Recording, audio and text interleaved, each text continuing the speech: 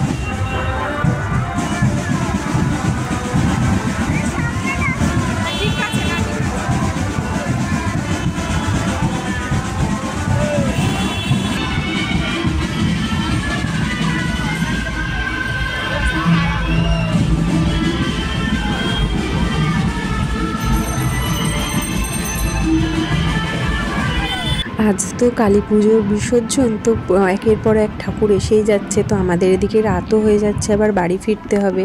আর এদিকে দেখুন মমের বাড়ি যাচ্ছে বলে এসে থেকে এখনও অবধি মমের বাড়ি আসতে পারিনি, মানে আমার বোনের বাড়ি, তো তার জন্য এরকম নাচতে নাচতে যাচ্ছে। আর আজকে হচ্ছে রবিবার, আর আমি তো রয়েছি মায়ের বাড়িতে। এর আগের ব্লগেও আপনাদের সাথে শেয়ার করেছি। আর তো আমাদের আস্তে আস্তে গুজরাট ফেরার টাইমও আবার চলে এসছে। তো আমরা এসেছিলাম 20 দিনের মতন ছুটিতে। আর তো আজকে রবিবার সকাল সকাল উঠে পড়েছে, আর দেখতেই পাচ্ছেন আমার চান টান হয়ে গেছে এখন। আর এখন যাব হচ্ছে সকাল সকাল চান করে নিয়েছি, কারণ এখন 8টা বাজে।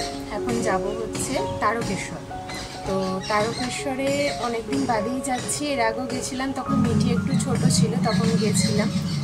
আর আজকে আবার যাচ্ছি, বোন আর আমরা যাচ্ছি। আমার বাবা যাবেন না, কারণ বাবার একটুখানি বাইরে খেতে একটু সমস্যা এখনও পর্যন্ত, কারণ বাবার ওই যে এখানটা অপারেশন হয়েছে, তো সেটার জন্য দাঁতগুলো আসলে বসানো হয়নি। তো দাঁতগুলো বসানো হলে তখন বাবা বাইরে বেরোলে কোথাও গেলে তখন কোনো অসুবিধে হবে না, কোনো প্রবলেম হবে না। তো সেই দাঁতগুলো এখনও বসাতে এখনও দেরি আছে, কারণ বাবার এখনও সেলাইয়ের ওখানটা এখনও ব্যথা আছে। বাবা ভয় পাচ্ছে আসলে যে দাঁত বসাতে গেলে যদি লাগে, মানে নাকি গাল টেনে দেখে আর কি মাড়িটা। তো তার জন্য। আর এইখানের আশেপাশটা দেখুন, একদম পুরো সবুজ, একদম গাছপালাতে ভর্তি। আর আমার সামনেই একটা রয়েছে বিশাল বড় একটা আম গাছ। তো তার জন্য এখানটা খুব ঠান্ডা। হ্যাঁ, হাওয়া খুব একটা আসে না, কিন্তু খুব ঠান্ডা। আর এখন মা আর বাবা থাকে হচ্ছে, আমাদের বাড়িটা ফ্ল্যাটে দেওয়া হয়েছে, তো তার জন্য এখানে আমার মা বাবা থাকে হচ্ছে এখানে বোনের একটা ফ্ল্যাট আছে, তো সেখানেই। আর সামনেই স্টেশন। আমরা এখন মোটামুটি রেডি হচ্ছি। মিঠির জন্য আমি একটুখানি খিচুড়ি বানিয়ে নিচ্ছি, আর বোনের ছেলেও খাবে খিচুড়ি।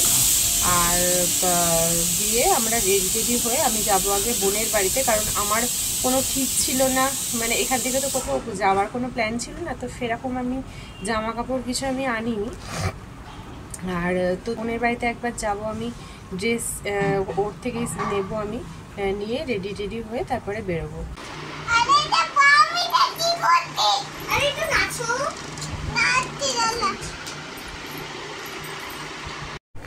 আর আমি সমস্ত কিছু রেডি করে নিয়ে চলে এসেছি এখন বোনের বাড়িতে। তো বোনের ছেলে রেডি হয়ে গেছে, বোন রেডি হচ্ছে, আর মিঠিও তো আসার জন্য ভীষণ পাগল হয়ে যায়। আর কতদিন বাদে একটা মানে লোকাল ট্রেনে চললাম এখান থেকে, মানে আমাদের কন্যগড় থেকে ডাইরেক্ট তো তারকেশ্বরের ট্রেন আছে, তো সেই ট্রেনে করেই যাচ্ছি। আমাদের বেরোতে বেরোতে মোটামুটি 11:30 বেজে গেছিলো। তো আমরা যখন পৌঁছেছি তখন মন্দির খোলাই ছিল, কিন্তু রবিবার দিনকে মন্দির খোলা থাকে, কিন্তু ভেতরে গর্ভগৃহে ঢুকতে দেয় না।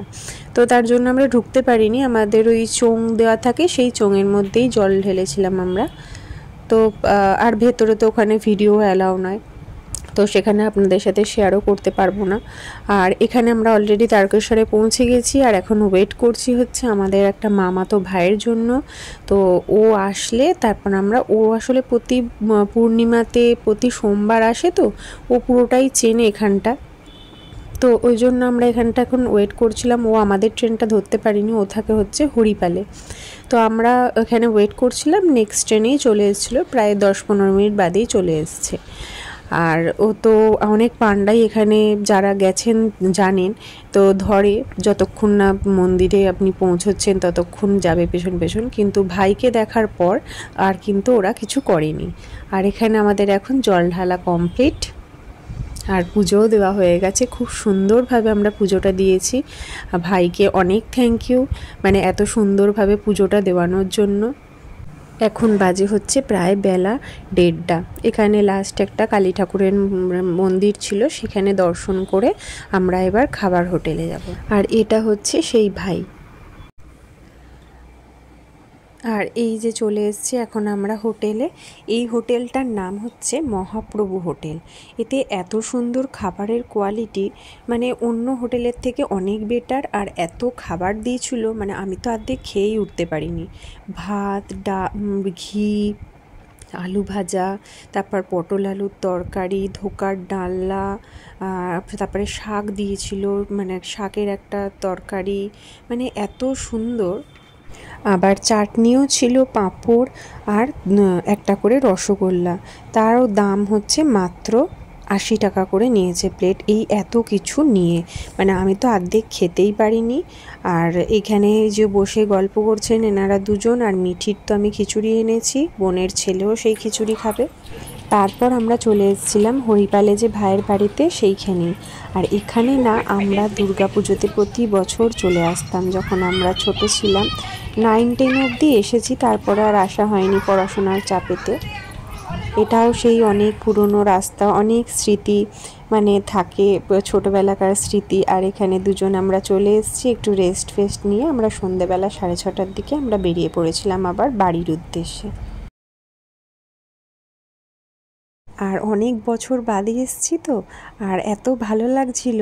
আর মাঝে রাস্তাও গুলিয়ে ফেলেছিলাম, মানে আমি ফার্স্টে আসছিলাম, গুলিয়ে ফেলেছিলাম। তারপরে মা বললো না রে এই রাস্তা নয়, মানে এই অবস্থা আর কি। যাই হোক, দিনটা আজকে ভালোই কাটলো। আর আমার ভিডিওটাও আজকের মতন এখানেই শেষ করছি। আবার দেখা হবে নতুন একটা ভিডিওতে। ততদিন আপনারা সবাই খুব ভালো থাকবেন, সুস্থ থাকবেন। আবার দেখা হবে খুব তাড়াতাড়ি নেক্সট একটা ভিডিওতে। সবাই ভালো থাকবেন, সুস্থ থাকবেন। বাই।